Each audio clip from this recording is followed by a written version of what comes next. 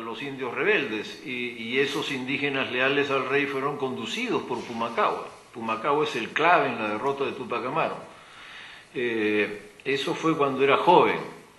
Y Pumacahua es un caso único porque es alguien muy de derechas, digamos, en su juventud, que acaba en la extrema izquierda en su ancianidad, porque tenía más de 70 años, cuando a caballo va a dirigir una rebelión y va a ir hasta el final con ella.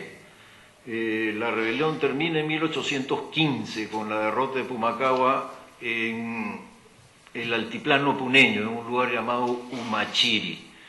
Y bueno, son ajusticiados, ¿no? Tanto Angulo como sus hermanos, salvo uno que era sacerdote, y Pumacahua también, ¿no? Es ajusticiado. Bueno, con esta derrota se cierra el ciclo de las juntas en el Perú. Como podemos ver, en los núcleos rebeldes hay hegemonía criolla, pero participación de indígenas a través de nobles indígenas, ¿no? En todos los casos son curacas. Hay una coalición en ese sentido, y la derrota, que todas son derrotadas, es generada, causada por la acción combinada de dos fuerzas que es necesario tomar en cuenta, que son las que están con los realistas. En primer lugar, hay un ejército profesional. Los realistas tienen un ejército profesional, se han preocupado por esto, y está enfrentándose fuerzas irregulares, en realidad, ¿no?, contra un ejército profesional. Y en segundo lugar, ese ejército profesional que tienen los realistas tiene bastantes respaldos locales. Tanto entre la élite local, pero también en todos los otros sectores sociales hay una fragmentación pronunciada en el Perú entre aquellos que están con los patriotas y quienes están con los realistas. Como sabemos, estas juntas que hubo en Hispanoamérica comenzaron en España y surgieron en España cuando el año 1808 los franceses, Napoleón invadió España y tomó previamente presos a los reyes, los hizo abdicar en favor de su hermano y entraron al nombre de José Bonaparte los franceses a España con un nuevo rey. Este hecho fue contestado en España, hubo un levantamiento popular, el que está en los cuadros de Goya, los fusilamientos del 2 de mayo de 1808, reflejan el momento mismo del levantamiento popular contra los franceses y el registro de Goya de estos acontecimientos. En España se forman las primeras juntas en aquellas ciudades que se toman el poder para resistir a los franceses y apelando a viejas tradiciones de la tradición política española, forman juntas a partir en realidad de los cabildos y juntas de notables. Y van a pelear en nombre del rey preso, Fernando VII, contra los franceses. Entonces, estas juntas habían llegado a América como prolongación de juntas que en efecto habían nacido en España. Y todas proclaman su lealtad a Fernando VII. No dan el paso a la independencia. No está la Junta de Buenos Aires, por ejemplo, la más famosa de todas, porque fue la única que nunca fue derrotada. La que permaneció invicta es la de Buenos Aires, la única que permaneció invicta. Ella proclama la independencia en 1816 y en realidad su historia se inicia en 1810, cuando derrocan al virrey, proclaman una junta, pero juran lealtad al rey preso, a Fernando. Entonces, las juntas tienen esa característica, ¿no?, que con mayor o menor sinceridad sin embargo, habían jurado lealtad al rey. El rey estaba preso, ok, pero no habían roto con España hasta avanzado el proceso. Y lo que está en el medio, lo que obliga a romper, es la libertad del rey. Cuando Napoleón es derrotado, antes de Waterloo incluso, cuando lo mandan a la isla de Elba, el rey de España es liberado y retorna a España en olor de multitud. Su viaje en carroza, obviamente, con toda la lentitud de aquellos años, fue apoteósico, su retorno. Los campesinos salían a aplaudirlo a todos los caminos, en cada una de las ciudades le hacían homenajes, desagravios, y fue lentamente hasta llegar a Madrid. Y al llegar a Madrid desconoció la Constitución liberal y restableció los poderes del absolutismo. Entonces, una de las claves del periodo es esa Constitución liberal, la Constitución de Cádiz de 1812. Fue una constitución muy singular, porque en medio de la guerra contra los franceses, cuando Fernando aún estaba preso, toma el poder en España el Partido Liberal. Y los liberales españoles, convocan a unas cortes, una vez más en las tradiciones políticas seculares españolas, y estas cortes son un parlamento que va a dar una constitución.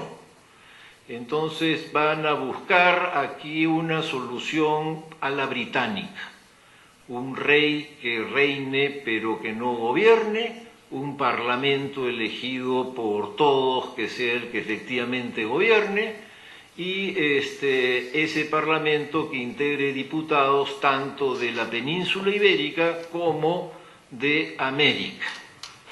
Y además que los diputados sean elegidos en pie de igualdad, el mismo número de personas para elegir 70.000 por diputado, sean en la península ibérica o en América.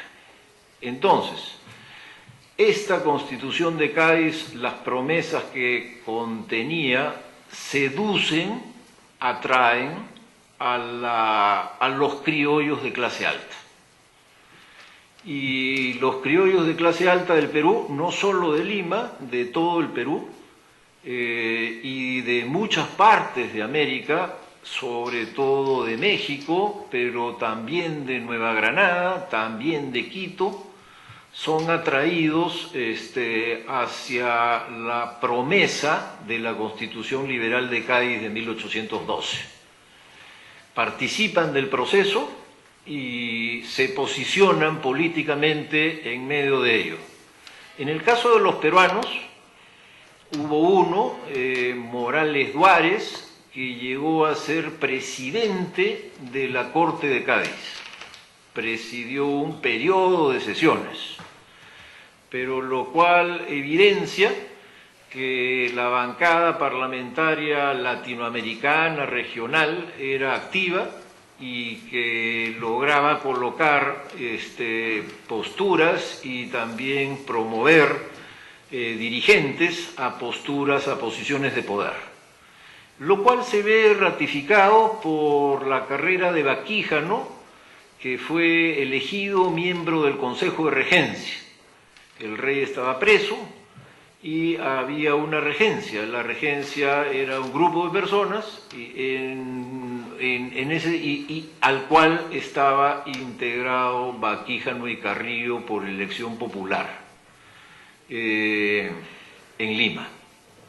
Entonces, digamos que la apuesta de los criollos del Perú por las Cortes de Cádiz no es una apuesta en el terreno chico, sino en el terreno grande, porque lo que eligen es tratar de aprovechar la crisis de España para incidir en ella y de mover fichas políticas en la política española, tanto en el legislativo, Morales Duárez presidente de la Cámara, como en el Ejecutivo, Baquijano y Carrillo, miembro del Consejo de Regencia, es decir, del Poder Ejecutivo, representante con otros miembros de la Asamblea del rey mismo, ¿no? Entonces, se orientan no a la ruptura, juzgan que la ruptura con España es un juego chico, a quedarse como cabeza de un país alejado en el Pacífico, en una época que no hay canal de Panamá, que el viaje es por Magallanes y que es larguísimo, y quedarse ahí aislados es jugar a un destino poco interesante, que más productivo les parece a estos criollos de la élite limeña y peruana en general, que es trasladarse a España, tratar de incidir en ella, mover intereses latinoamericanos y peruanos en el concierto político español y, ese es su ficha. Seguir siendo españoles e incidir en España. En realidad van a perder no porque hayan apostado mal, ni tampoco porque iban perdiendo, iban ganando. La primera fase, la de las juntas, había sido controlada por Abascal, y en América parecía más controlada la situación que al comenzar, y en el caso de España habían dado una constitución a todas luces interesante. Sino que regresa el rey es un absolutista, hay fuerzas en España que sostienen el absolutismo, el recibimiento es tan espectacular, él toma el nombre de el deseado por el recibimiento que le dan, ¿no? Y esto le da la fuerza suficiente para imponer su voluntad, que es el retorno al absolutismo. Con ello, el Partido Liberal pasa a prisión. Los dirigentes liberales españoles son apresados y, todos van a padecer de una manera u otra la represión que sigue a continuación en España. Y esto viene a eliminar la carta reformista. Esa carta al medio, esa carta de reforma dentro del Imperio Español, tener diputados en pie de igualdad con la madre patria, esa carta se pierde. Y se pierde por acontecimientos externos, ¿no? Que no tienen que ver con el juego de esa postura en la política concreta en la que se desenvolvía, sino con acontecimientos externos a la política latinoamericana. Y ese gran acontecimiento externo es la derrota de Napoleón. Entonces, viene la segunda fase. La segunda fase es un momento en el cual el retorno del deseado elimina a los reformistas, elimina al centro y deja nítido la contradicción entre los dos extremos, la independencia y la reacción absolutista, el absolutismo. Ya no hay al medio ni liberales, ni reformistas partidarios de Cádiz, estos están en prisión. Por ejemplo, Vidaurre, uno de los grandes partidarios de la Reforma, que había estado en Cádiz y que era oidor en el Cusco, acaba preso en su casa, detención domiciliaria, como en la de Iroes, digamos.